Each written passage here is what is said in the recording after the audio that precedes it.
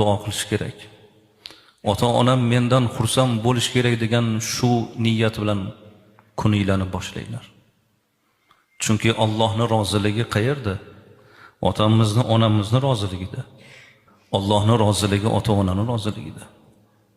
Allohning g'azabi ota-onaning g'azabida.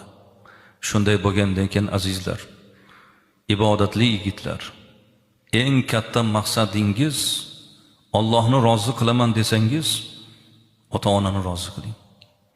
Hammanglar shu umid bilan yuribsizlar. Alloh mendan rozi bo'lsin deb.